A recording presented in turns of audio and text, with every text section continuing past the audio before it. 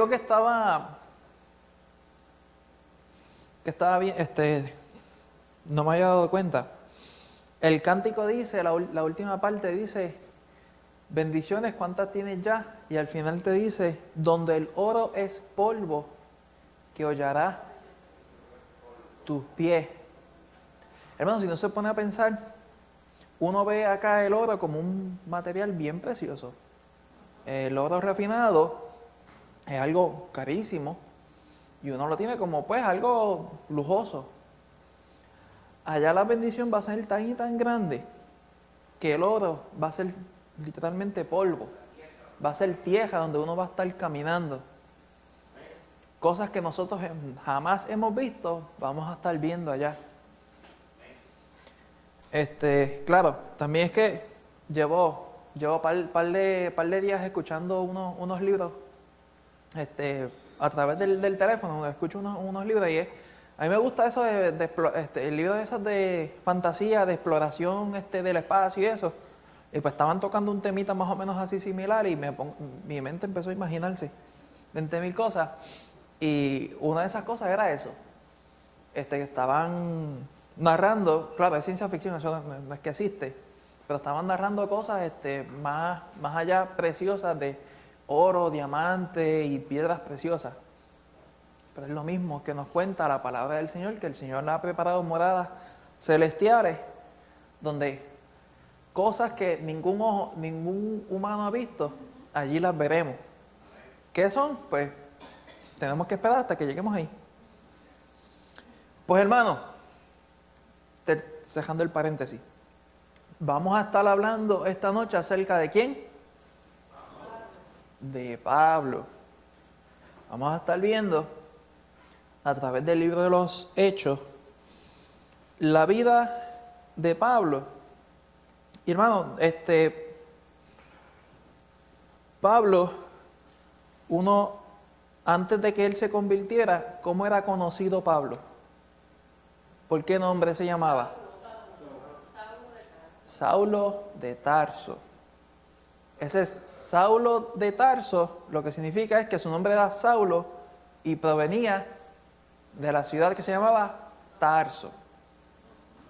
Allá para ese tiempo no existían los apellidos eran más como un indicador de quién era esa persona. Por ejemplo, José el panadero. Ese era su apellido, el panadero, su oficio. Qué sé yo, Felipe el pescador. O cosas así. Se denotaba el nombre de la persona y su oficio. Y básicamente el oficio era ya dictado desde antes del nacimiento. De acuerdo a lo que la familia se encargaba en hacer, ese era el oficio pues, de todos los que nacían a través de esa familia. Casi siempre pasaba de generación en generación. Se podía verle que habían familias que eran herreros que moldeaban el metal, pues hijo tras hijo tras hijo, pues generación de generación se quedaban con el mismo oficio. Pablo, acá vamos a estar viendo que Pablo era de nacionalidad ¿qué? Judía.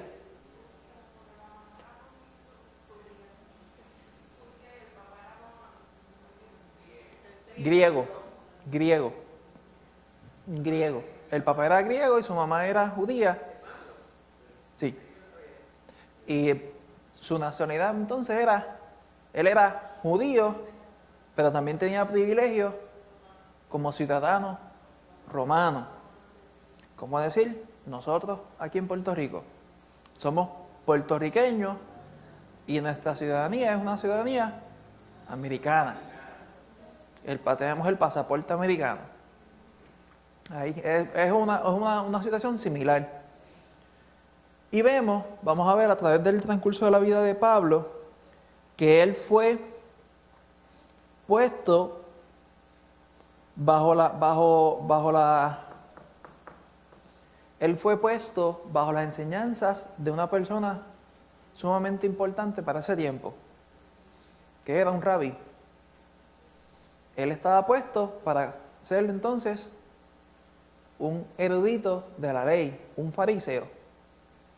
Él fue puesto bajo las enseñanzas de Gamaliel, un rabí judío, y entonces eso da paso a todo el transcurso de la vida de Saulo, porque él, mientras él no conocía del Señor, su celo tan grande de hacer las cosas para el Señor lo cegó de tal manera que él pensaba que el perseguir a los que eran cristianos era el mandamiento del Señor, porque estaban yendo en contra de lo que los judíos estaban estableciendo a través de sus costumbres y las leyes judías.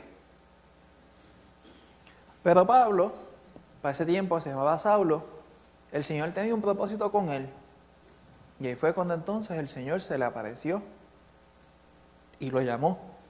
Y ahí en un instante, él reconoció y su vida cambió drásticamente. De ser un perseguidor aterrorizante, porque solamente el mencionar el nombre de él a las personas hacía que las piernas le empezaran a temblar, las rodillas se le pusieran blanditas, con solamente mencionar el nombre de él. Eso nos muestra la fama que él tenía y el nivel de, se puede decir, el nivel de terrorismo que él había causado en la vida de los cristianos, con solamente mencionar su nombre. Claro, antes de que el Señor lo llamara.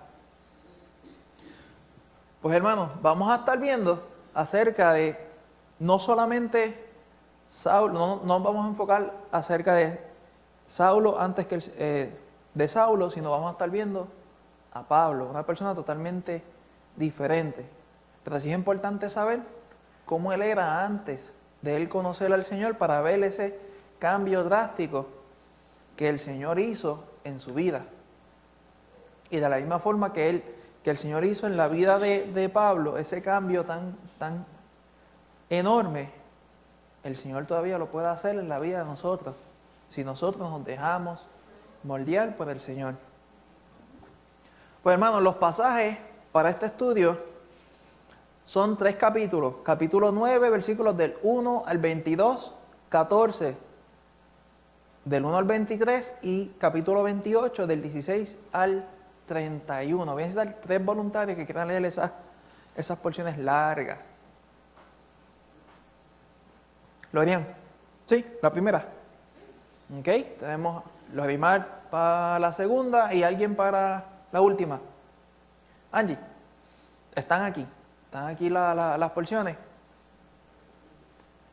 Son porciones largas, o vamos a tratar de ir lo más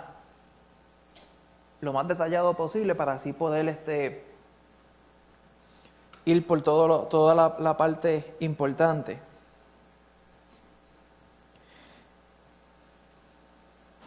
Y dice, a Pablo, como estaba diciendo, a Pablo el Señor se le presentó de camino hacia Damasco. ¿Y qué era lo que iba a hacer Pablo en esa trayectoria cuando llegara a su meta? Arrestar, a perseguir. Sí, para aniquilar.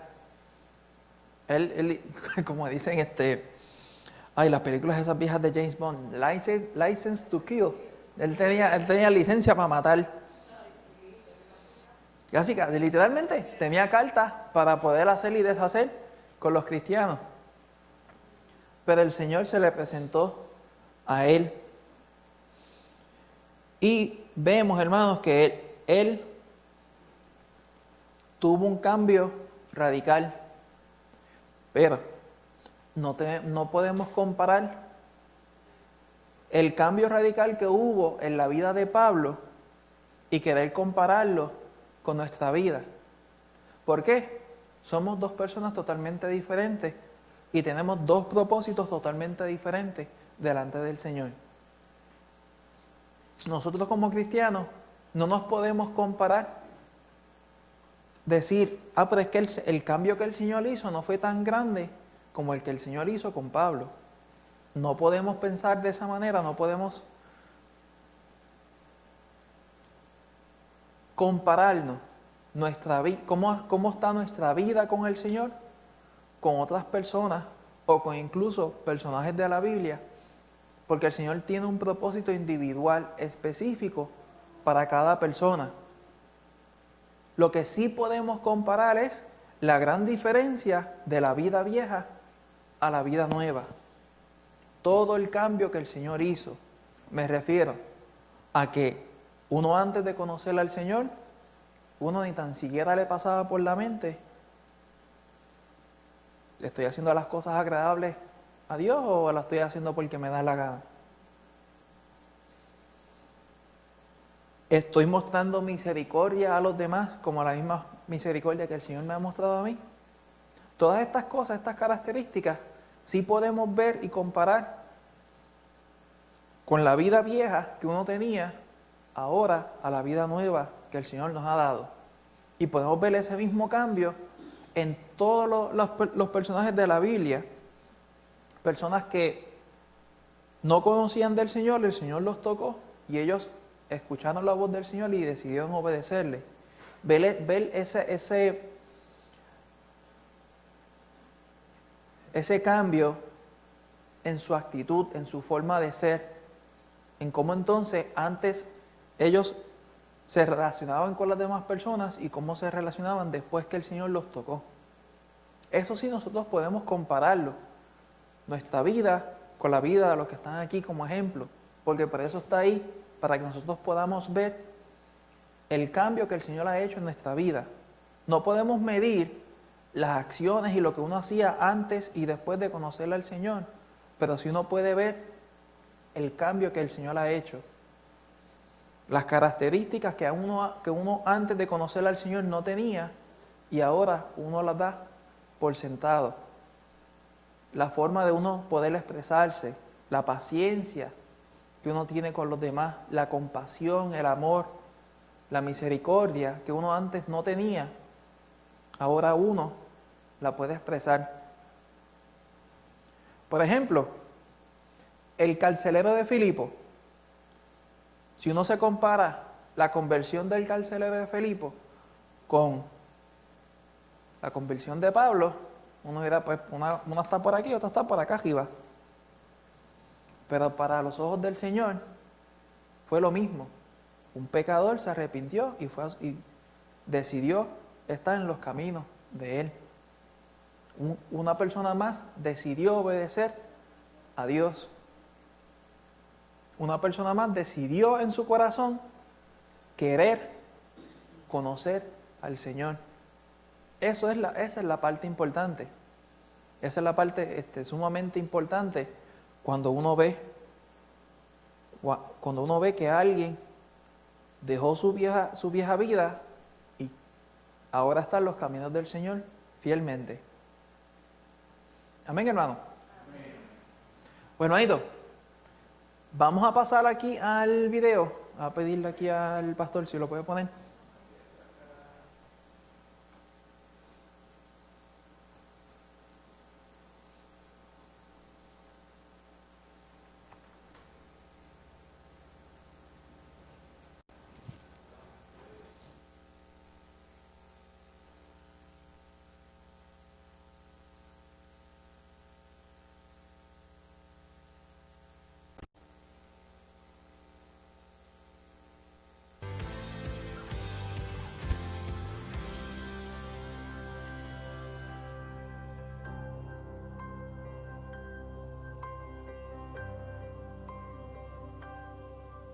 ¿Ha tratado Dios de llamar tu atención?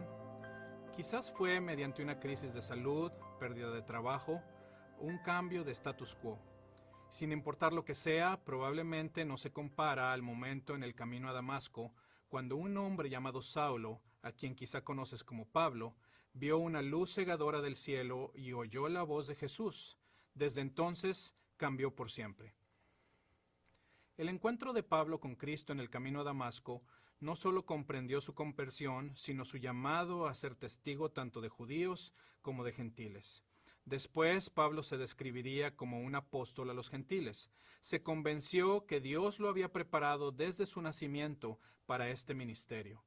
Esta convicción estaba bien fundamentada, ya que nació en una familia judía estricta y una que vivía en una ciudad gentil en la diáspora o la dispersión. Esto es, lejos de las regiones de Judea, Samaria y Galilea del primer siglo. Esta dispersión había ocurrido siglos antes, cuando los asirios y babilonios conquistaron la tierra. Para comprender al Pablo precristiano, debemos considerar ambas de estas influencias en su vida. Pablo solía jactarse de su herencia judía. Estaba orgulloso de ser un israelita, un descendiente de Abraham, de la tribu de Benjamín. Conforme a la ley judía, fue circuncidado al 8º día y era un hebreo de hebreos, lo que implicaba que sabía bien el idioma hebreo, algo raro en un judío de la diáspora. En la diáspora, la vida judía giraba alrededor de la sinagoga, y de niño Pablo seguramente memorizó extensos pasajes de la Biblia hebrea en la escuela. Pablo y quizá toda su familia eran fariseos, cumpliendo el acercamiento más estricto de la ley. En la sinagoga ya no se sentaría con su madre en la galería detrás de una cortina, sino en el lugar de los hombres de Israel, y alzaría su voz en los salmos y oraciones del servicio. Más tarde, en su adolescencia, su familia lo envió a vivir con parientes en Jerusalén, donde estudió bajo el famoso rabino Gamaliel. A Pablo, evidentemente, le fue bien en sus estudios con Gamaliel. Habló de sus avances más allá de sus contemporáneos en su conocimiento y celo por las tradiciones antiguas y las enseñanzas del judaísmo. Probablemente habría avanzado en las filas de los fariseos. Quizá también pudo haber tenido un lugar en el Sanedrín, el grupo responsable de apedrear a Esteban, pues participó en dicho evento. Se convenció que el movimiento cristiano era el enemigo de la fe judía.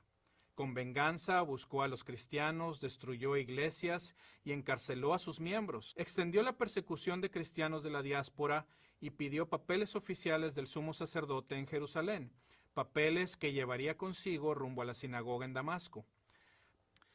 Pablo intentó llevar a los cristianos conocidos para encarcelarlos en Jerusalén. No sabemos si Pablo se designó a sí mismo o actuaba en cierta capacidad oficial, pues esta misión indica que ascendía en la escalera del liderazgo judío. Irónicamente, su encuentro con Cristo para realizar dicha misión lo tumbó al suelo. Ya no era el Pablo precristiano. Ahora se daba cuenta que su fe anterior, centrada en la ley, era basura en comparación con la gracia que encontró en Cristo. La experiencia en el camino a Damasco también convenció a Pablo que Dios lo había apartado para compartir esa gracia con los gentiles. Pablo pudo haber abandonado su legalismo farisaico, pero nunca abandonó su herencia judía. Con gusto hubiera muerto por la salvación de sus compatriotas judíos. Buscó cada oportunidad para compartir el evangelio con ellos. En sus viajes misioneros siempre comenzaba en las sinagogas locales y les daba testimonio hasta que la oposición lo obligaba a marcharse. El ser criado dentro y alrededor de la sinagoga y el liderazgo local ayudó a Pablo a sentirse aún más cómodo cuando después atestiguó a los judíos. Después de ser expulsado de la sinagoga, Pablo regresaba a los gentiles. En el siguiente pueblo repetía el patrón. Aún así, solía encontrar más aceptación entre los gentiles. Dios había preparado a Pablo para comunicarse efectivamente con los gentiles usando su trasfondo de la diáspora.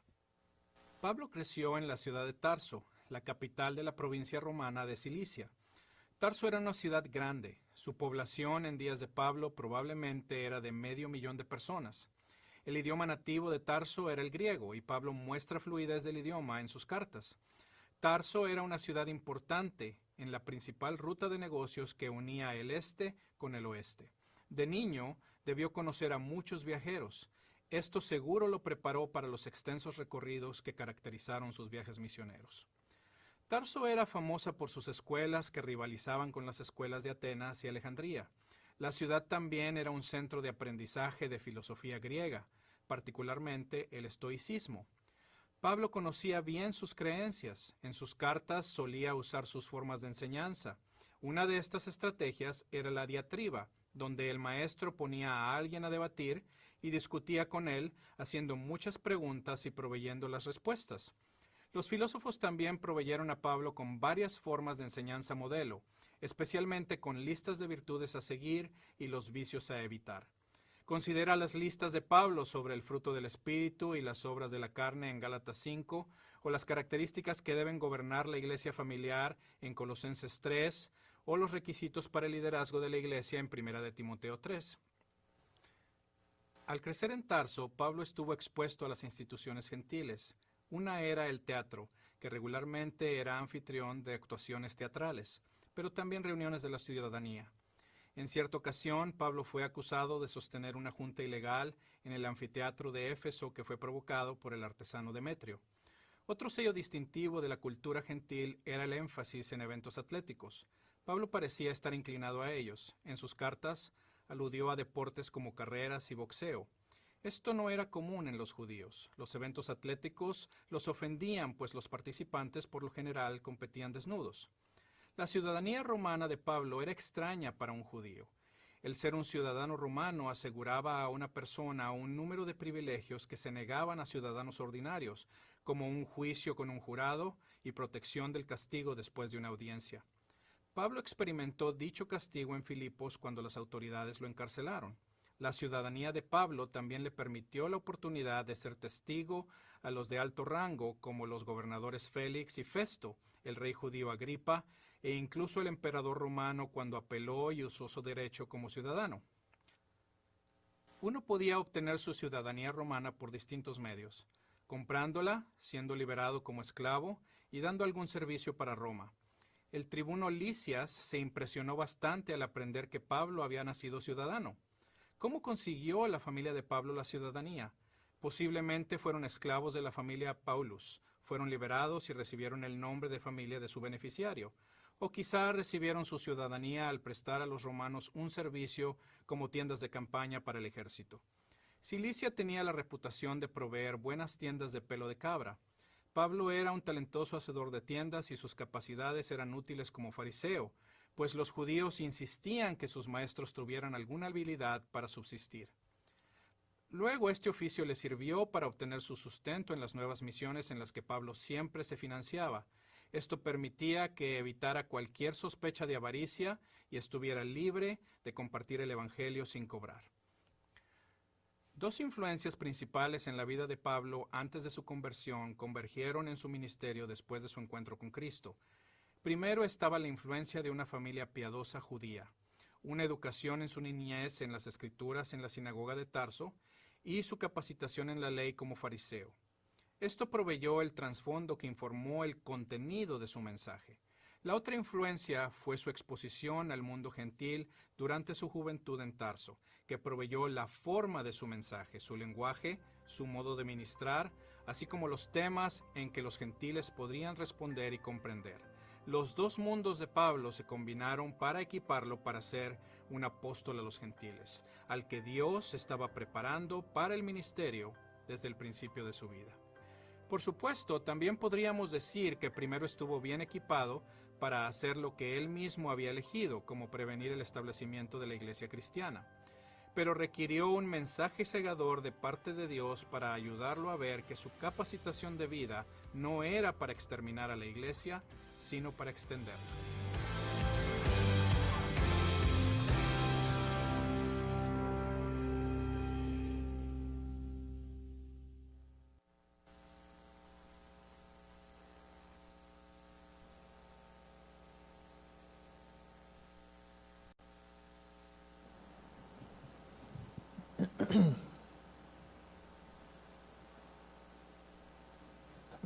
Sí.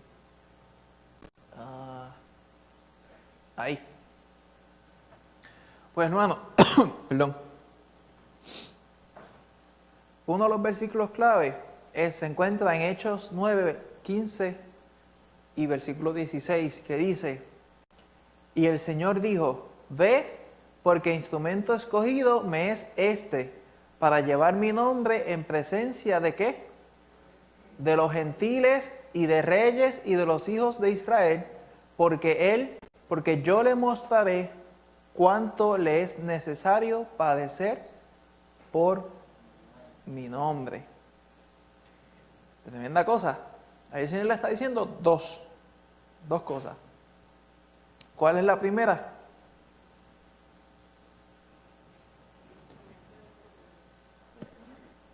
Que Él va a hacer, para llevar el qué, el llevar el nombre del Señor a quiénes, gentiles y qué, y a los hijos de Israel, a todo el mundo. El Señor le dio la tarea que Él tenía que llevar el evangelio a todos. Y la segunda cosa es que le dijo, en otras palabras, que su travesía no iba a ser nada de fácil. ¿Por qué? Mira lo que dice aquí. Porque yo le qué, le mostraré cuánto le es necesario padecer por Mi mi nombre. nombre. El Señor le dio tremenda tarea. Llevar el evangelio a todo el mundo sin indiscutir quién eran. Si eran personas fuera del pueblo judío, si eran judíos o si eran personas con un nivel alto en la sociedad. Él tenía que llevarle la palabra del Señor a toda persona. Y eso, hermano, es el mismo mandamiento que el Señor nos da a todos nosotros. El Señor nos manda ¿qué?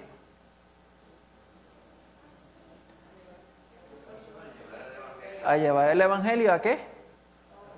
A toda criatura, a toda persona, indiscutiblemente si es el presidente de los Estados Unidos o si es el que limpia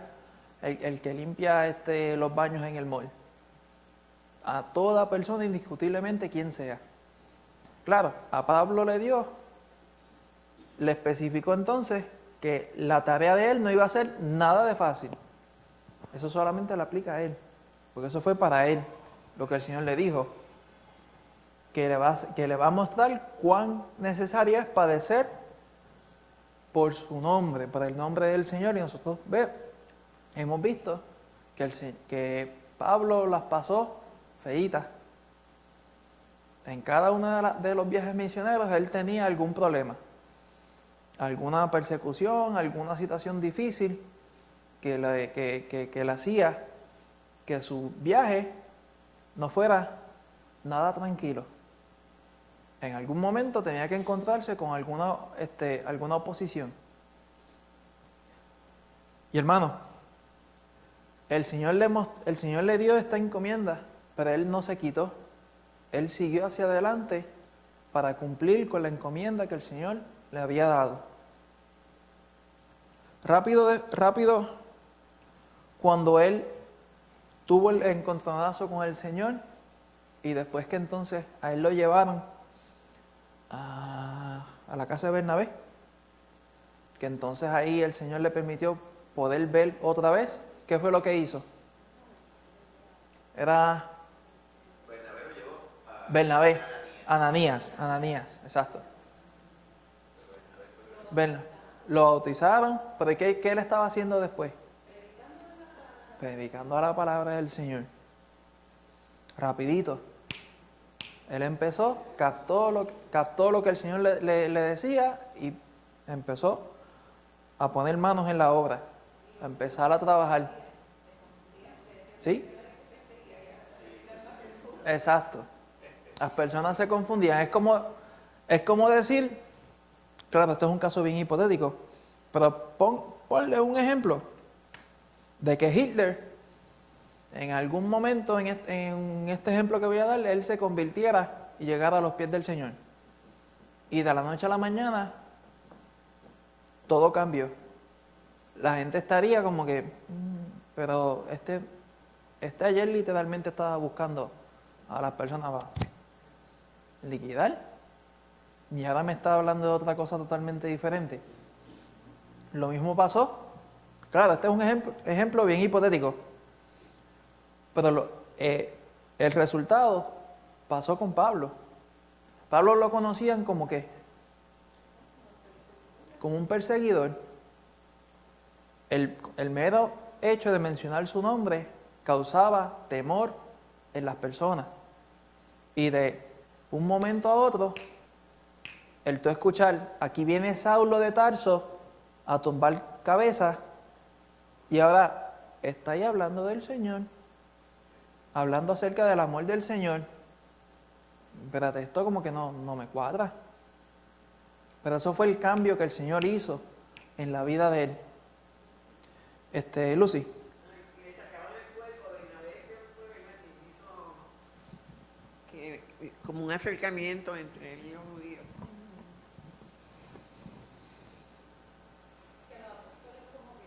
Sí, le tenía, los apóstoles le tenían miedo, claro. Entonces fue y los presentó, Sí. introdujo y dijo, mira, las cosas que Dios había hecho con él. Ujú. Y entonces ellos ahí empezaron a cambiar. Sí. Exacto. Y eso muestra, hermano, la obra que el Señor hizo, pero también muestra, hermano, de las consecuencias de la vida de uno. Las consecuencias que él tuvo de la vida antes de conocer al Señor eran las que estaba pasando en ese momento. De que la gente estaba como que titubeando, como que no sabían si creerle o no creerle. Tenían duda en su corazón. ¿Por qué? ¿Qué era lo que él hacía antes? Perseguirlo para matarlo. Esas consecuencias de sus acciones todavía se estaban viendo reflejadas cuando el Señor lo salvó, y se fueron yendo, pues, diluyendo poco a poco a través del tiempo pasaba. Pero eso nos muestra a nosotros, hermanos, que las consecuencias del pecado, no porque uno caiga, no porque uno se arrepienta y esté en los caminos del Señor, significa que esas consecuencias se van a ir. A Pablo todavía estaba el pensar en las personas de que él era Saulo, quien buscaba a los cristianos para matarlos. El Señor lo salvó, el Señor lo convirtió y le dio un propósito, y él empezó a obrar según el plan del Señor. Pero todavía las consecuencias de su vida pasada estaban ahí presentes. Y eso, hermano, eso todavía es efectivo hoy en nuestra vida. Las consecuencias que nosotros tenemos por nuestra desobediencia, por nuestro pecado, el Señor nos perdona, pero esas consecuencias todavía se quedan. Esas malas decisiones que uno tomó estando fuera de los caminos del Señor, el Señor nos perdona por nuestras acciones, pero las consecuencias de nuestras acciones todavía siguen a través de nuestra vida. Y eso nos muestra a nosotros que cuando estamos en los caminos del Señor, las cosas son serias y nuestra vida debe reflejar a una vida agradable delante del Señor. Porque si de la misma forma que las consecuencias se quedan cuando nosotros antes de nosotros conocer al Señor, se van a quedar cuando nosotros pecamos y le fallamos al Señor estando en sus caminos. Van a quedarse ahí. Y eso es una parte bien, bien seria, hermanos, a las cuales lamentablemente hoy el día el mundo y las personas que hablan del Señor no quieren hablar. Porque le hablan de esto a las personas, y las personas, ¿qué es lo que pasa? Personas que no han conocido del Señor dicen, pues, ¿para qué entonces voy yo a estar en la iglesia? A meterme en la iglesia, como muchos dicen. Si voy a hacer entonces, si hago las cosas mal como quiera, entonces me va a venir el castigo, la paga por las cosas que hice mal.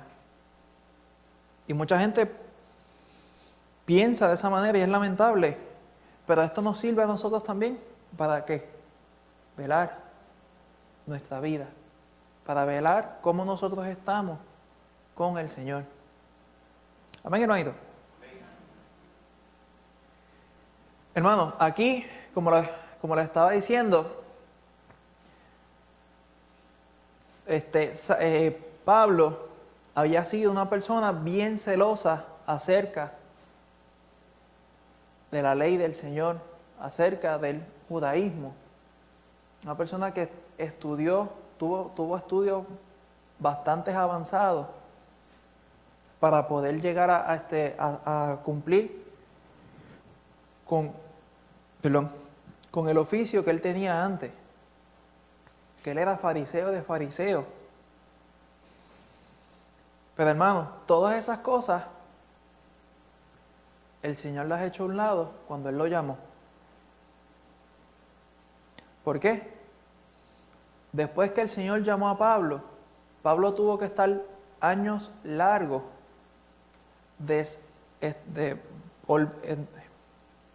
sacándose de la mente la mala enseñanza que tuvo para entonces realmente conocer lo que el Señor le estaba mostrando, lo que el Señor quería que él conociera. Su vida, antes de conocer al Señor, nos muestra que era una vida, una persona dedicada a conocer la ley del Señor y a ponerla en práctica. Vimos una persona con una dedicación sumamente alta acerca de la ley y del judaísmo. Pero entonces cuando el Señor lo llamó, eso cambió. Esa dedicación se quedó, porque él fue igualmente dedicado para el Señor, pero tuvo que entonces volver a aprender lo que realmente era importante, lo que realmente valía la pena aprender. Y hermano, a través del tiempo de la vida de Pablo, vemos que estaba ocurriendo todas estas cosas. Ya vimos el estudio pasado acerca del martirio de Esteban, la persecución de la iglesia y los conflictos que estaban surgiendo acá en Jerusalén. Todas estas cosas que estaban sucediendo a través de ese mismo tiempo al cual Pablo vivía. Pero hermanos, vamos a pasar a la parte importante que son las porciones bíblicas.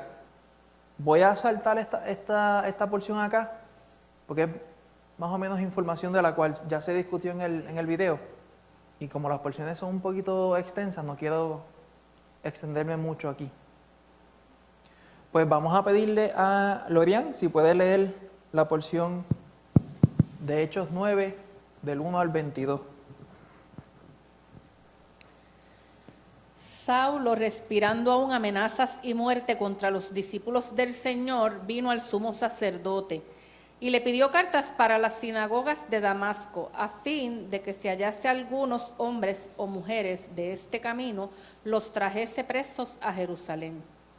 Mas yendo por el camino, aconteció que al llegar cerca de Damasco, repentinamente le rodeó un resplandor de luz del cielo.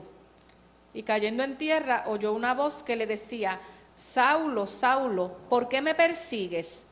Él dijo: ¿Quién eres, Señor? Y le dijo: Yo soy Jesús, a quien tú persigues. Dura cosa te es dar coces contra el aguijón.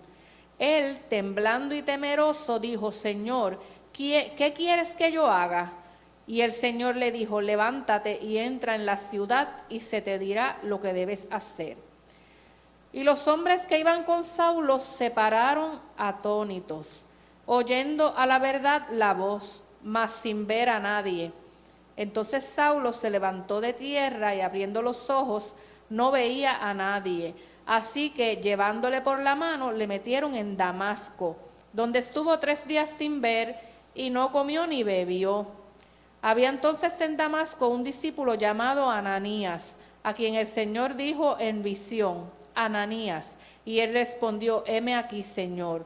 Y el Señor le dijo: levántate y ve a la calle que se llama Derecha y busca en casa de Judas a uno llamado Saulo de Tarso, porque he aquí él ora. Y ha visto en visión a un varón llamado Ananías que entra y le pone las manos encima para que recobre la vista.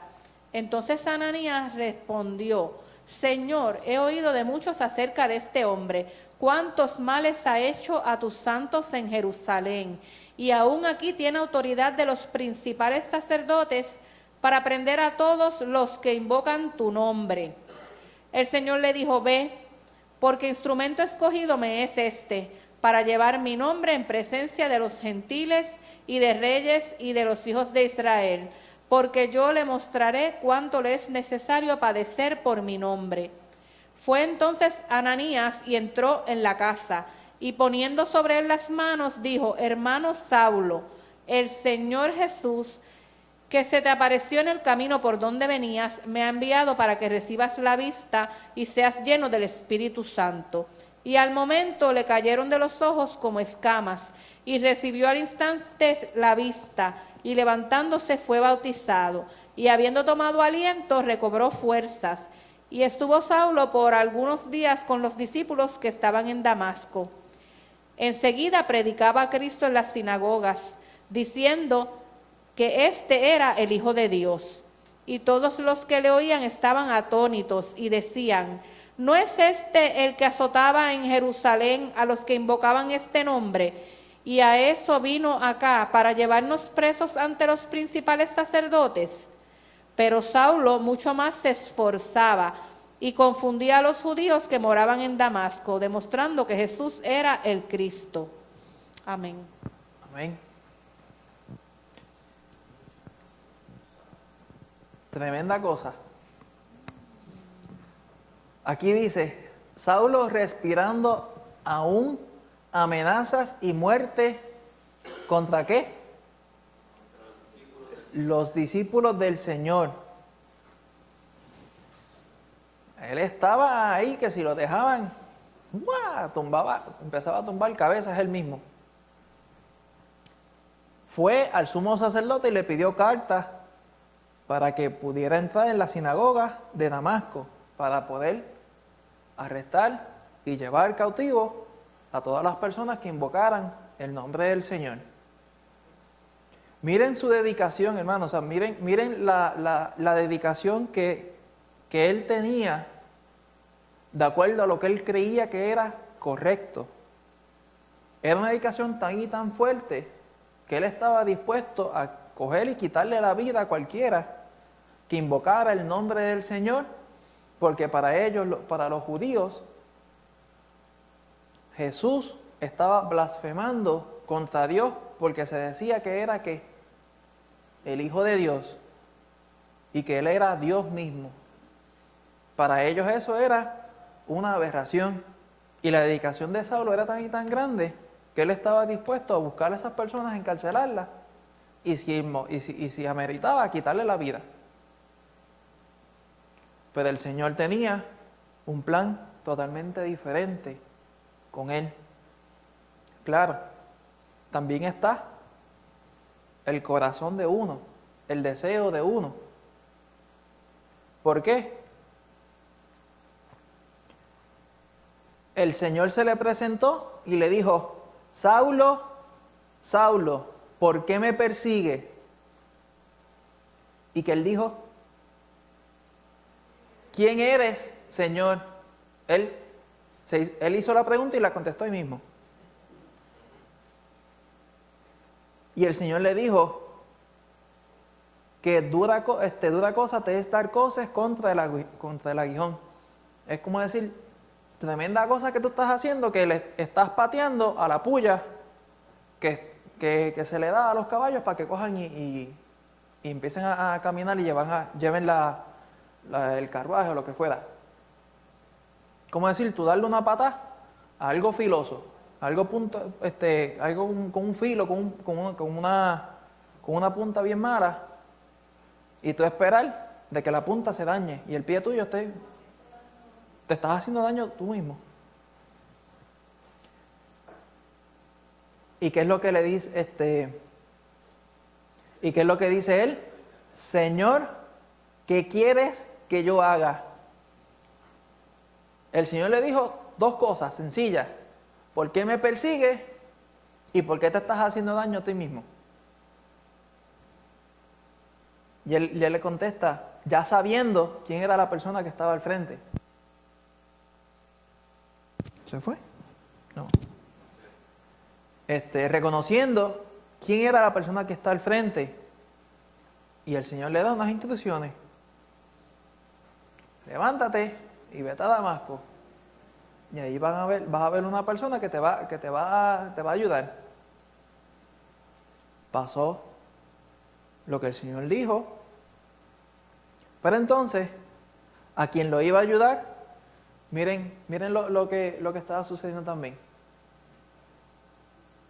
Ananías, el Señor se le presentó a Ananías y le dijo que básicamente fuera a ayudar a Saulo porque él iba a ser un instrumento para el Señor. ¿Qué es lo que él dice? Señor, he oído de muchos acerca de este hombre, cuántos males ha hecho a tus santos en Jerusalén.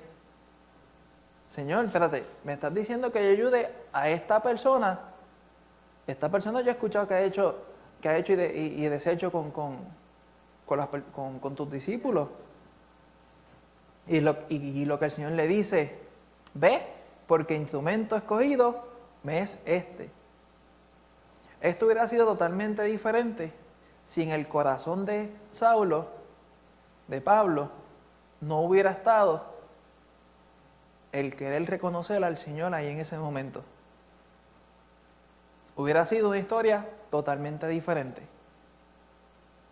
Rosana. Sí, mira que dice en la información básica sobre Pablo, dice que el nombre Saulo significa pedido. Como que el Señor lo pidió desde que estaba en el vientre de su mamá para ser instrumento de él, ¿verdad? Pedido. Y después, Pablo significa pequeño o humilde. Exacto. Exactamente. El Señor tenía un propósito con él. Pero la parte importante, cuando él vio, el Señor se le presentó, él lo reconoció al instante, al momento. Ahora, hubiera sido una historia totalmente diferente si él no hubiera querido reconocer al Señor en ese momento. Ahí hubiera sido una historia totalmente diferente, pero él, en el momento que el Señor se le presentó, él cayó en cuenta quién era la persona que estaba al frente. Y él decidió agradar a esa persona que estaba al frente, al Señor. Y vemos aquí la encomienda que el Señor le da a Pablo, y a Ananías también le da unas instrucciones para que él entonces pueda ayudar a él, ya que él estaba ciego en ese momento, no podía ver nada.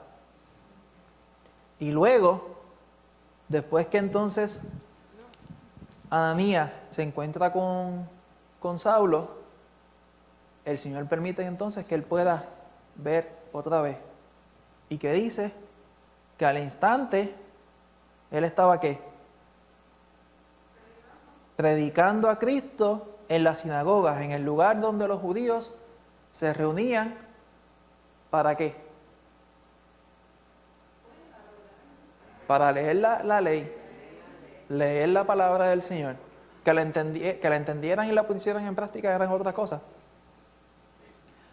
Pero luego de esto, ¿qué estaba sucediendo en el momento? Muchos que lo veían estaban ¿qué? Atónitos, estaban perdidos, estaban confundidos. ¿Por qué? Porque la fama de él le seguía. Es como ¿cómo es el dicho? Haz fama y acuéstate a dormir, algo así es.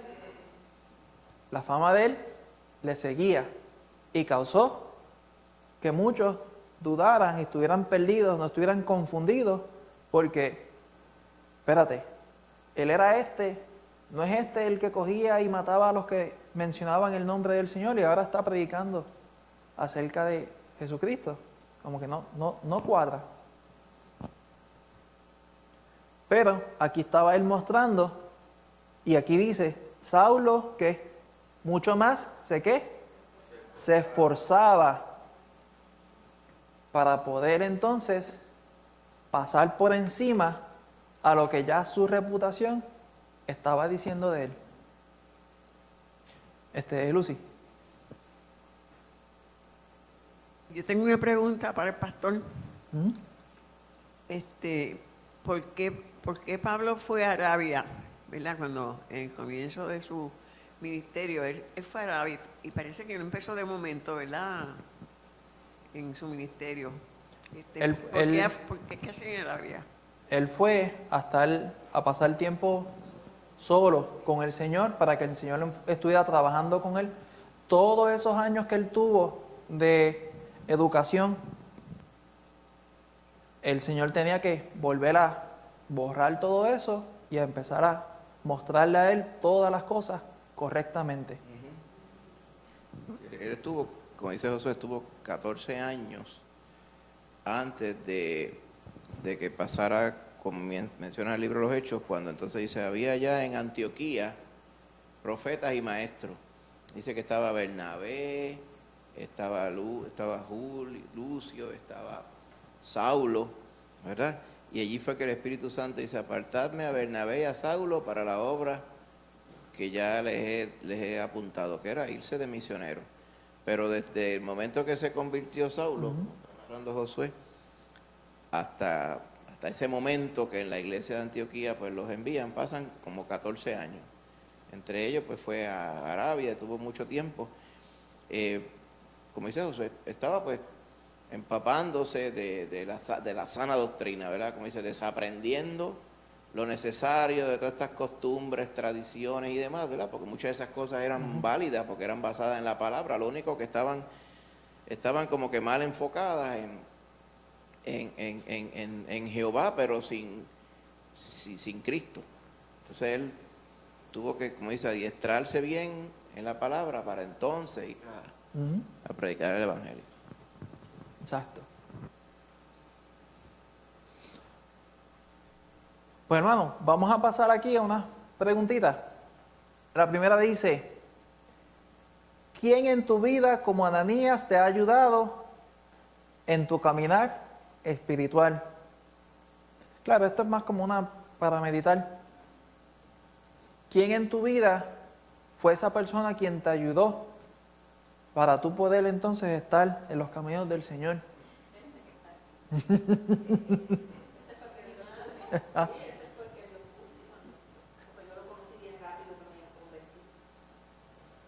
Amén. Exacto.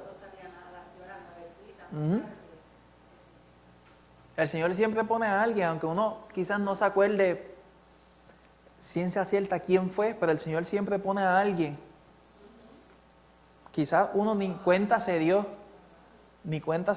y estaba una persona ahí ayudando para que uno pudiera dar esos pasos al principio. La otra dice, ¿por qué era significativo que Saulo comenzara a proclamar a Jesús de inmediato? ¿Qué usualmente hace una persona recién convertida? Eso mismo. Porque ya está ahí, o sea, contento, emocionado, lleno de mil emociones, y lo que quiere es empezar a hablar del Señor. Asombrado y todo. Dice, ¿por qué los nuevos creyentes a menudo muestran pasión por hablarle a otros de Jesús? Por eso mismo, porque fue como que un momento no fue un momento corto, fue un momento impresionante que le abrió los ojos, los hizo captar. Pero ¿qué pasa? Después que pasa todo esto y pasa el tiempo, si el recién creyente no se mantiene buscando del Señor, ¿qué sucede? Empieza a caer. Mira, pité. Ya no vuelvo a pitar hasta el resto del año. Empieza a caer. Yo no sé pitar de ninguna forma. Me sale así esporádico, una vez al año. Empezó a caer.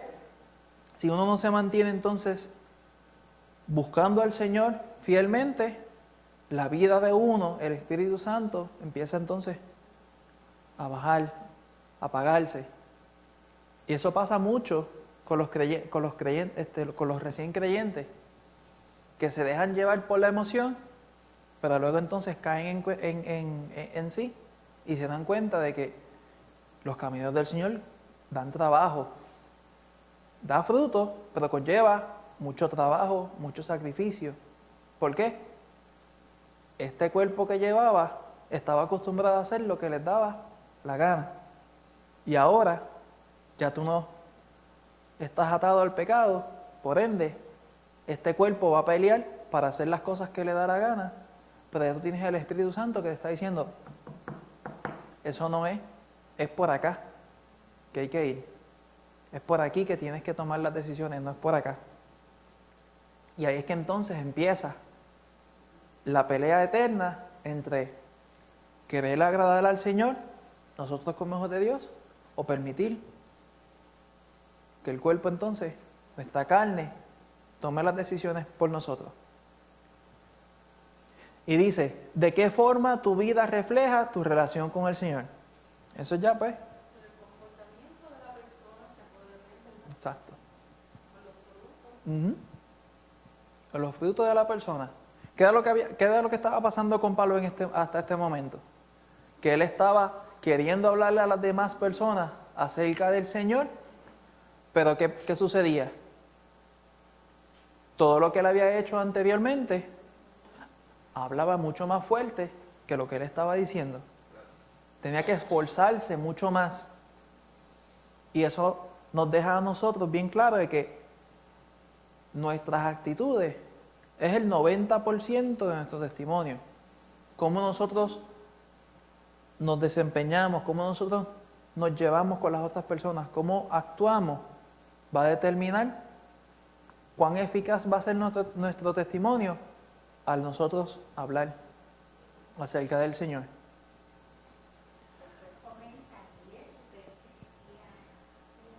Exacto, exactamente. Puede ser bien importante, no solamente lo que nosotros decimos, sino cómo nosotros actuamos, cómo nosotros nos proyectamos a las demás personas. Amén, hermano. ¿Alguna duda o pregunta hasta aquí? Si voy rápido me avisan. Pues vamos entonces a la segunda porción, Hechos 14, del 1 al 23. Aconteció en Iconio que entraron juntos en la sinagoga de los judíos y hablaron de tal manera que creyó una gran multitud de judíos y asimismo de griegos. Mas los judíos que no creían excitaron y corrompieron los ánimos de los gentiles contra los hermanos. Por tanto se detuvieron allí mucho tiempo, hablando con denuedo, confiados en el Señor, el cual daba testimonio a la palabra de su gracia, concediendo que se hiciesen por las manos de ellos señales y prodigios. Y la gente de la ciudad estaba dividida. Unos estaban con los judíos y otros con los apóstoles. Pero cuando los judíos y los gentiles, juntamente con sus gobernantes, se lanzaron a afrentarlos y a apedrearlos, habiéndolo sabido, huyeron a Listra y Derbe, ciudades de Licaonia y a toda la región circunvecina. Y allí predicaban el evangelio. Y cierto hombre de Listra estaba sentado, imposibilitado de los pies, cojo de nacimiento, que jamás había andado. Este oyó hablar a Pablo, el cual, fijando en él sus ojos y viendo que tenía fe para ser sanado, dijo a gran voz: levántate derecho sobre tus pies. Y él saltó y anduvo. Entonces la gente, visto lo que Pablo había hecho, alzó la voz, diciendo en lengua licaónica: dioses bajo la semejanza de hombres han descendido a nosotros. Y a Bernabé llamaban Júpiter, y a Pablo Mercurio, porque este era el que llevaba la palabra. Y el sacerdote de Júpiter, cuyo templo estaba frente a la ciudad, trajo toros y guirnaldas delante de las puertas, y juntamente con la muchedumbre quería ofrecer sacrificios. Cuando lo oyeron los apóstoles, Bernabé y Pablo rasgaron sus ropas y se lanzaron entre la multitud, dando voces y diciendo: varones, ¿por qué hacéis esto? Nosotros también somos hombres semejantes a vosotros, que os anunciamos que de estas vanidades os convirtáis al Dios vivo, que hizo el cielo y la tierra, el mar y todo lo que en ellos hay. En las edades pasadas Él ha dejado a todas las gentes andar en sus propios caminos, si bien no se dejó a sí mismo sin testimonio, haciendo bien, dándonos lluvias del cielo y tiempos fructíferos, llenando de sustento y de alegría nuestros corazones. Y diciendo estas cosas, difícilmente lograron impedir que la multitud les ofreciese sacrificio. Entonces vinieron unos judíos de Antioquía y de Iconio, que persuadieron a la multitud, y habiendo apedreado a Pablo, le arrastraron fuera de la ciudad, pensando que estaba muerto. Pero rodeándole los discípulos, se levantó y entró en la ciudad. Y al día siguiente salió con Bernabé para Derbe.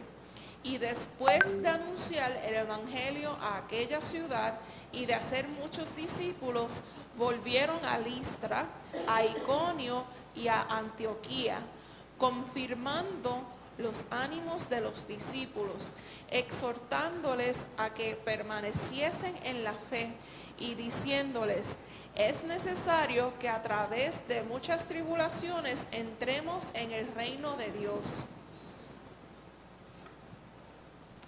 Y constituyeron ancianos en cada iglesia, y habiendo orado con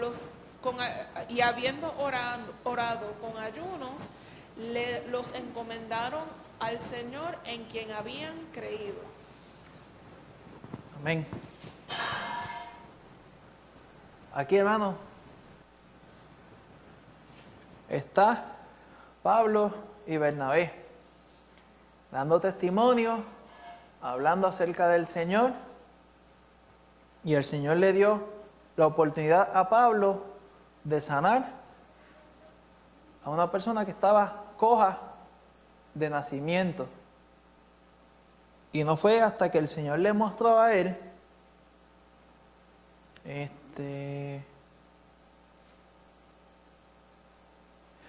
no fue hasta que el Señor le mostró a Pablo que esa persona tenía fe. Ahí fue que entonces Pablo le dijo: levántate derecho sobre tus pies. Y él saltó y anduvo. Hermano, el Señor hizo un milagro en esa persona. ¿Por qué? Decía que era ¿qué? ¿Cojo de qué? De nacimiento. Por ende, las piernas, los músculos en las piernas, los nervios y todos los demás tejidos en las piernas no funcionan. ¿Qué pasa cuando uno pasa mucho tiempo sentado? Cuando uno se pone de pie después. Se entumece, le duele todo. Esa persona estaba coja de nacimiento. Las piernas no le funcionaban bien, o sea, él no sabía lo que es caminar, y menos aún brincar. Él tuvo fe en lo que Pablo estaba diciendo. El Señor le mostró a Pablo.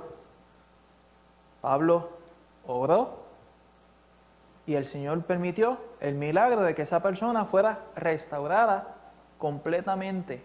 Esas piernas, ese tejido, todo ese músculo se enderezó, se fortaleció y hubo la coordinación entre piernas y mente para que él se pudiera poner de pie y brincar en ese momento, mostrando la bendición y el poder del Señor. ¿Qué pasa? Las personas que estaban a su alrededor, ¿qué pasó? pensaron que eran dioses que habían bajado del cielo. Les querían adorar. Pero Pablo y Bernabé no se dejaron llevar por la multitud, sino que se mantuvieron firmes. ¿Qué pasa después? Pasaron de querer ofrecerle sacrificio a ellos a apedrearlos. Pasaron de adorarlos a querer matarlos. Pero miren, hermanos, la parte importante es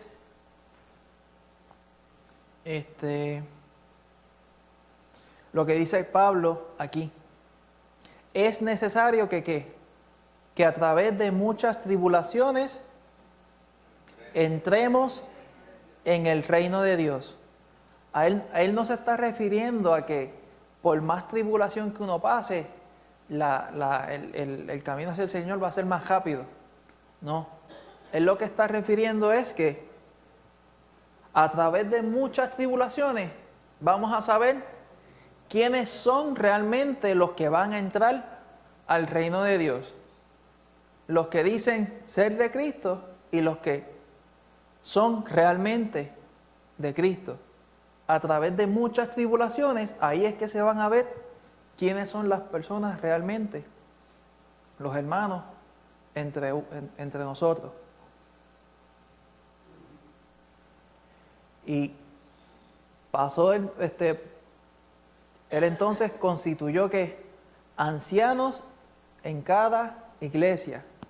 No es que puso personas ancianas a gobernar, sino que se refería a personas que ya tuvieran conocimiento de la palabra, para que pudieran entonces liderar y llevar a cabo las obras que se necesitaba hacer dentro de la iglesia. Y dice, y habiendo orado con ayuno, los encomendaron al Señor a quien habían creído. Hermano, esto es una de las muchas situaciones que Pablo se encontró a través de todo su ministerio y todas sus obras, al cual él iba a impartir la palabra del Señor. ¿Y qué sucedía? Muchas de las veces las personas, por su propia maldad, por su dureza de corazón, no querían escuchar la palabra del Señor. Y lo que querían era apedrearle, sacarlo, incluso hasta matarlo. Eso muestra la condición al cual se encontraban todas esas personas cuando él estaba hablando acerca del Señor. ¿Cómo estaba su corazón? Él cumplió con el mandato, él cumplió con lo que el Señor le había mandado, que era ir y predicar su palabra, sin importar a quién fuera, indiscutiblemente de quién, si fuera una persona con un nivel rango en la sociedad alto o un como dicen, un pelagato de por ahí. Sin indiscutiblemente quién fuera, él iba a hablarle del Señor. Y a través de todas estas pruebas, vemos que él se mantuvo firme, se mantuvo fiel para cumplir la obra que el Señor le había encomendado. De la misma forma, nosotros tenemos que estar dispuestos a cumplir con lo que el Señor nos ha mandado, indiscutiblemente de qué es lo que está sucediendo a nuestro alrededor. ¿Por qué? La parte importante no es mirar a qué es lo que está sucediendo a nuestro alrededor, es mirar a quién fue quien nos llamó. Amén, hermano. Amén. Dice, una de las preguntas dice, ¿cómo usa Dios a qué? A las personas hoy para llevar a cabo su obra. De muchas maneras, ¿verdad? De muchas maneras. El fin es que se pueda predicar la palabra del Señor y que se salven las personas que quieran conocer al Señor. Y dice, ¿cómo se compara eso con la manera en que Él usa a Pablo en este mensaje? En este pasaje, perdón. ¿Cómo se compara la manera de hoy en día que se lleva la palabra del Señor para cumplir su obra y la manera que el Señor usó a Pablo en el pasaje que leímos?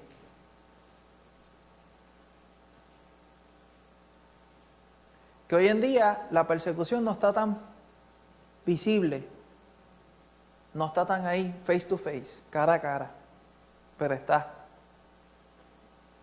Por lo menos en este lado del mundo. Si nos vamos para el lado oriental, ahí es otro cantar.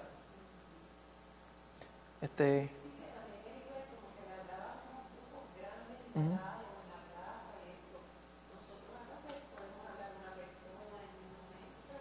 Ujú. Exacto. Exacto. Hoy en día es un poquito más ya más cerrado, no es tan abierto.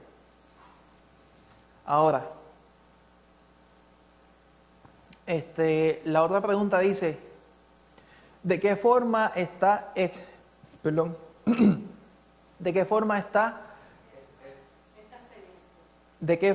esta experiencia habría sido una prueba de lo que en verdad motivó a Pablo y a Bernabé?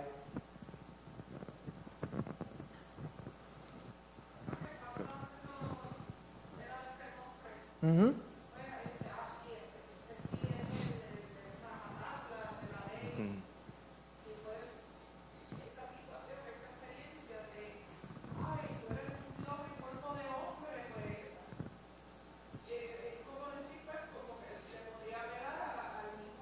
Uh-huh. Ujú. Exacto. Y también pienso, ¿verdad?, que quizá pensaban que se le iba a ser bien fácil predicar el Evangelio. Uh-huh. Y estaba sucediendo todo lo contrario. Quizás tenía la audiencia porque todo el mundo decía Saulo de Tarso, y como que reconocían quizás en algunos sitios porque él iba primero a la sinagoga. Uh-huh. Y allí como que le daban la audiencia para predicar, pero enseguida predicaba, habían unos que creían y otros no creían, y eso pues agitaban la cosa y había que salir corriendo. O sea que se confirmaba, ¿verdad?, lo mismo a la convicción que él decía, que mira, es necesario que a través de muchas tribulaciones entremos, como dice ahí, en el reino de Dios. O sea que ellos estaban convencidos de que en un mundo malo y perdido, cuando uno predica a Cristo, pues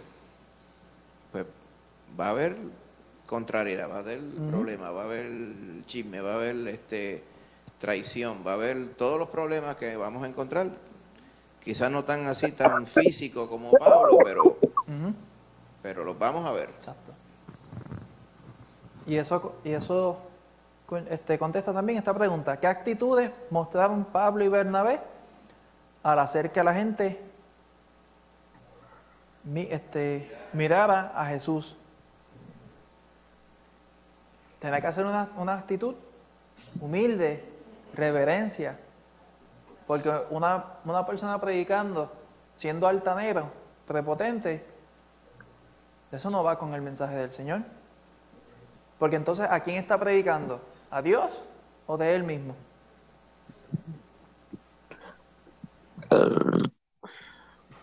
Y, Gloria, ¿iba a decir algo? Y esta última pregunta dice, ¿qué podemos aprender de la respuesta de Pablo a sus ¿qué? Oponentes? Que nos puede ayudar a lidiar con los esfuerzos para desacreditar o silenciar el mensaje del Evangelio hoy. ¿Cómo la respuesta de Pablo ante lo que estaba sucediendo nos puede ayudar a nosotros a poder entonces soportar lo mismo o que quieran entonces callar, hacer que el mensaje del Señor cese? Él continuaba, él seguía obrando, él seguía cumpliendo con su labor. Hoy en día, por lo menos aquí en Puerto Rico, no ha llegado ese nivel de oposición, pero no tenemos que ir muy lejos. Hay muchos lugares en Estados Unidos al cual uno empieza a hablar acerca del Señor y los quieren hacer que uno haga silencio. ¿Por qué? Porque ya el pecado está tan rampante en esos lugares que prefieren quedarse en el error que conocer acerca de la verdad. Y, hermano, Pablo tuvo una actitud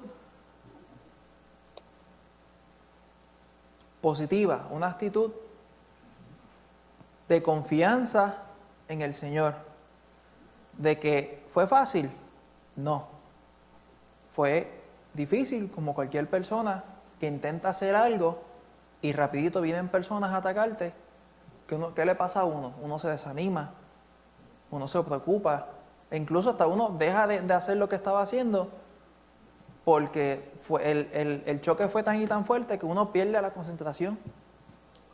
Pero el Señor nos manda que ¿qué?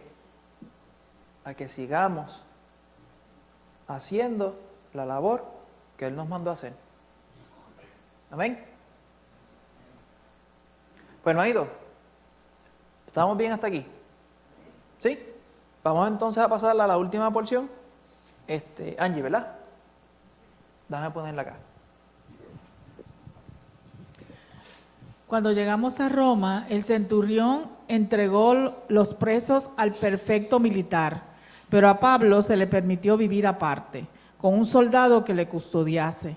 Aconteció que 3 días después, Pablo convocó a los principales de los judíos, a los cuales, luego que estuvieron reunidos, les dijo: yo, varones hermanos, no habiendo hecho nada contra el pueblo, ni contra las costumbres de nuestros padres, he sido entregado preso desde Jerusalén en manos de los romanos, los cuales, habiéndome examinado, me querían soltar, por no haber en mí ninguna causa de muerte. Pero poniéndose los judíos, me vi obligado a apelar a César, no porque tenga de qué acusar a mi nación. Así que por esta causa os he llamado para veros y hablaros, porque por la esperanza de Israel estoy sujeto con esta cadena. Entonces ellos le dijeron: nosotros ni hemos recibido de Judea cartas acerca de ti, ni ha venido alguno de los hermanos que haya denunciado o hablado algún mal de ti. Pero querríamos oír de ti lo que piensas, porque de esta secta nos es notorio que en todas partes se habla contra ella, y habiéndole señalado un día, vinieron a él muchos a la posada, a los cuales les declaraba y les testificaba el reino de Dios desde la mañana hasta la tarde, persuadiéndoles acerca de Jesús, tanto por la ley de Moisés como por los profetas. Y algunos asentían a lo que se decía, pero otros no creían.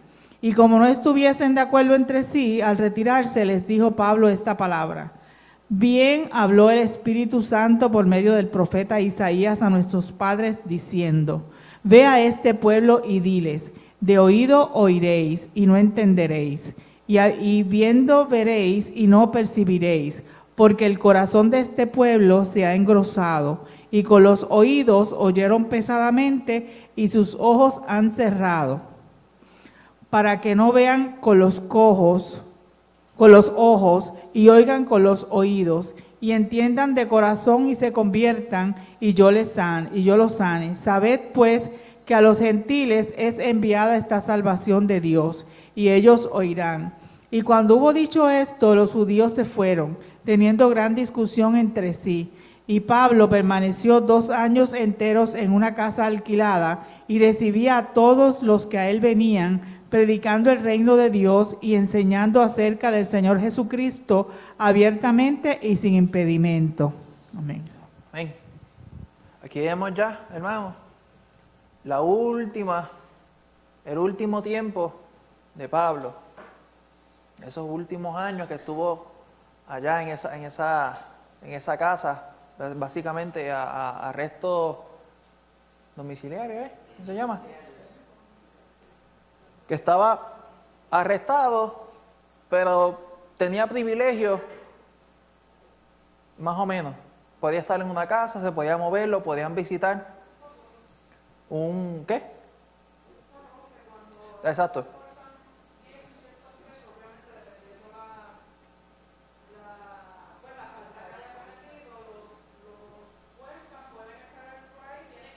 Ujú.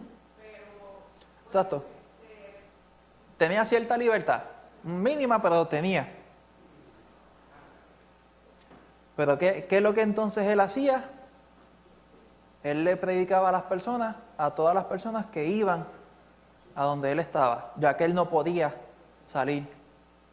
Él les predicaba acerca de la palabra. Y vemos, hermanos, aquí, en estos versículos, que indiscutiblemente la situación que uno esté pasando, uno está predicando el Evangelio, la palabra del Señor, y van a haber personas que realmente quieren conocer del Señor, y van a haber personas que, ni más ni menos, no van a querer conocer del Señor. Eso pasó, y eso ha pasado desde mucho antes que el Señor viniera a dar su vida por nosotros. Lo vemos desde el Génesis. ¿Cuántos años tuvo Noé haciendo el arca? 120 años. 120 años también dando un mensaje de que venía un peligro inminente. ¿Y qué pasó? El 99.9% de la humanidad se liquidó. Solamente 8 personas fueron salvas en ese momento. Va a haber, desde que el tiempo es tiempo, desde que el ser humano le falló al Señor y permitió que el pecado entrara en la vida del ser humano, ahí es que el ser humano toma la decisión si realmente quiere obedecer al Señor o no. Van a haber momentos en nuestra vida al cual nosotros vamos a estar hablando acerca del Señor, y puede que nadie en ese momento quiera conocer del Señor, pero nosotros cumplimos con el mandato que el Señor nos dio, que es hablar de Él a todas las personas. El procurar quién se salva no nos toca a nosotros. Eso es entre cada persona y el Señor. El procurar hablarle del Señor, eso sí nos toca a nosotros. Esa es una tarea que todos llevamos por igual y debemos cumplirla. Ahora, no permitamos el desanimarnos porque las personas no quieren conocer del Señor, porque ya eso es aparte.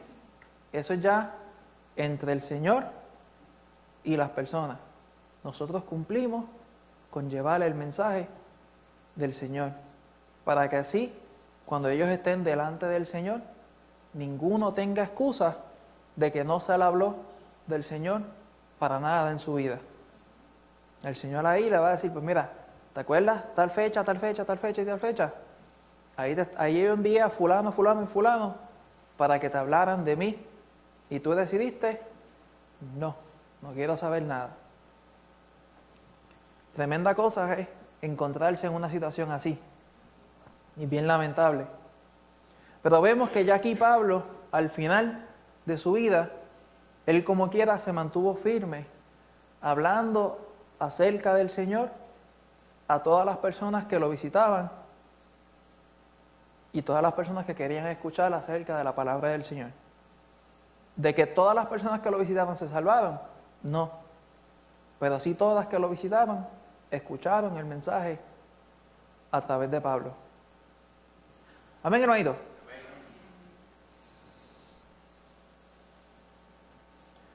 Un momentito aquí. Se me fue. Acá. Una pregunta. ¿Qué hace el mensaje del Evangelio sea tan qué? Intrigante e interesante?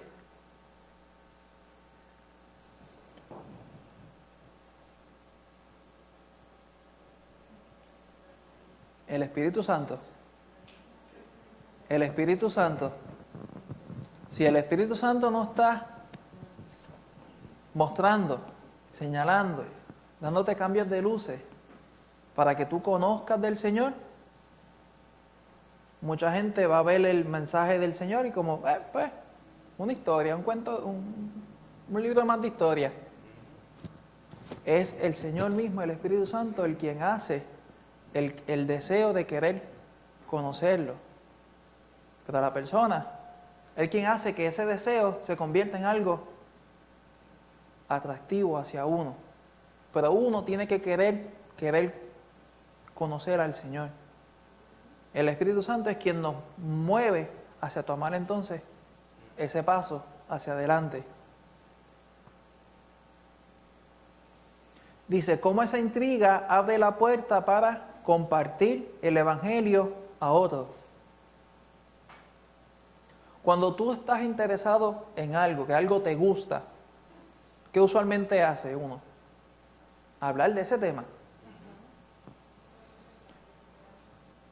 Uno puede hablar de 10 temas. De esos 10 temas, por lo menos 8 son del tema que a ti te gusta. Los otros 2 son para crear conversación. Por ejemplo, cuando a los nenes se les regala un juguete, ellos están días hablando de ese juguete. Porque es algo que les interesa, algo que les atrae, algo que les gusta. El mensaje del Señor, cuando uno empieza a cogerle gusto al mensaje del Señor, ¿qué es lo que va a suceder? Eso es lo que uno va a hablar. Cuando uno desea estar con alguien, cuando uno desea querer conocer a alguien, ¿qué es lo que uno hace? Hablar de esa persona, hablar con esa persona. Lo mismo es el mensaje del Señor. Ahora, hermanito, vamos a ir a estas últimas 2 preguntas. Dice, ¿de qué forma el Evangelio divide y une al mismo tiempo? ¿A quién el Evangelio divide? Los que no quieren creer, los que no se quieren oponen creer, al Evangelio. los que se oponen. ¿Y entonces a quién une? Pues a los hermanos en Cristo. A los creyentes. Sí. Porque se supone que si el Evangelio se está impartiendo como se debe, todos van a estar unánimes en un mismo sentir, los que son realmente del Señor, y los que no son del Señor van a querer irse fuera. El mismo dijo el Señor Jesús cuando Él dijo, no penséis que yo he venido a traer paz, sino disensión, división.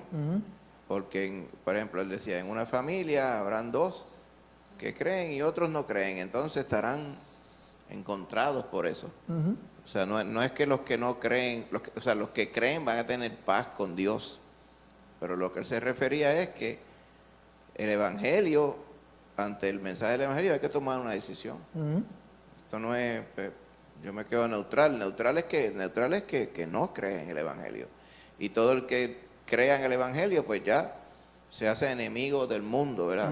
Es decir, hay una enemistad siempre con el mundo, en el sentido que ya no somos del mundo. Así que los que andan viviendo la vida en Cristo, pues se constituyen en eso mismo, en lo opuesto al mundo como tal. Por lo tanto, va a haber división. Amén, exactamente. Y eso contesta también la otra pregunta. Dice, ¿por qué el Evangelio tiene este tipo de efectos en las personas? Por lo que el pastor estaba comentando ahora mismo. Porque el Evangelio a las personas que no quieren conocer de Dios, les va a ser duro escuchar y no van a querer saber del Señor. Para las personas que sí son de Dios, el Evangelio como quiera va a ser duro, porque el Señor nos corrige, nos enseña, nos muestra qué cosas debemos hacer y qué cosas estamos haciendo mal, qué cosas estamos haciendo bien. Pero nosotros, hay una gran diferencia, lo tomamos para bien, para nosotros poder entonces ser mejor hijo de Dios cada día. Sí. Rosana. Pues esa pregunta, ¿por qué el Evangelio tiene este tipo de efecto en las personas? Porque confronta a las personas con consigo mismo, con el pecado, con la maldad Exacto. que hay en nosotros y las personas pues se les hace difícil Ujú. aceptar eso. Amén. Exactamente. Exactamente.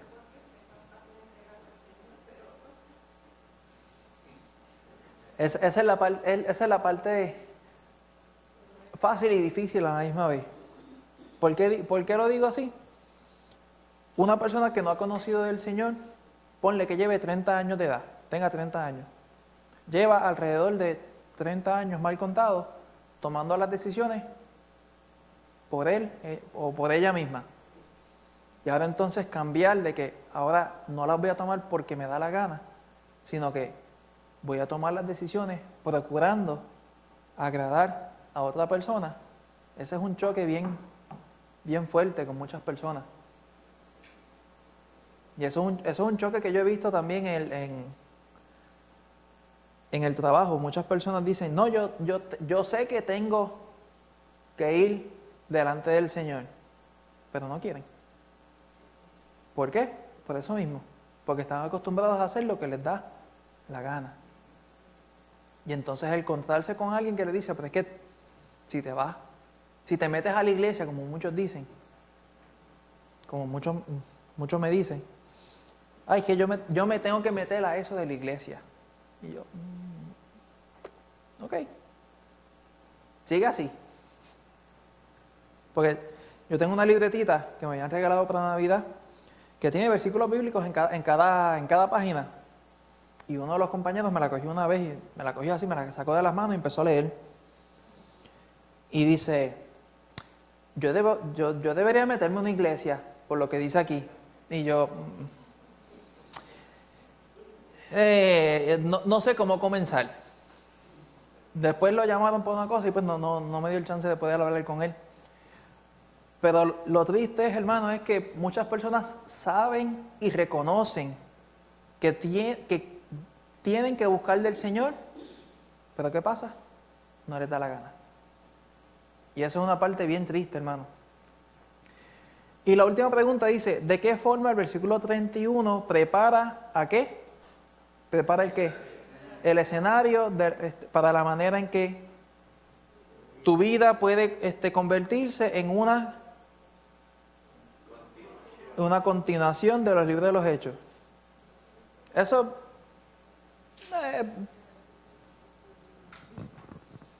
el versículo 31. Sí, este último. Seguía, predicando el reino de Dios y enseñando acerca del Señor Jesucristo abiertamente y sin impedimento. Amén.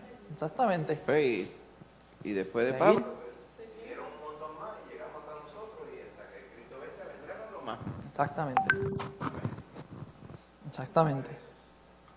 Pues hermanito, hasta aquí hemos visto acerca de la vida de Pablo y todas las cosas que él hizo. Claro, no fuimos en detalle porque si no nos daba el tiempo, fuimos por encimita. Pero vimos la parte importante de su vida, que es que él se mantuvo fiel y firme, indiscutiblemente, de lo que estaba sucediendo a su alrededor. De que en el comienzo él pasó muchísimo más trabajo que otras personas, sí, a causa de cómo estaba su vida antes de conocer al Señor. Y eso nos muestra a nosotros también de que las consecuencias de nuestras acciones van a tener repercusión a través de nuestra vida. Pero si estamos en los caminos del Señor, eso no nos debe impedir el poder cumplir con el mandamiento que el Señor nos ha dado. Amén, hermano. Pues hermanito, el próximo martes, el estudio número 3, Bernabé, el líder ¿qué? Alentador. Y no le puse así, están las porciones aquí. Léanse Hechos capítulo 4, 9, 11 y 15. Ya tienen la asignación. Vayan preparados por si tienen entonces alguna duda para el próximo martes. ¿Alguna duda o pregunta hasta aquí? ¿Estamos bien? Pues vamos entonces a ponernos de pie y orar para así entonces poder terminar. Vamos a pedirle a Lorian si puede entonces orar para así terminar.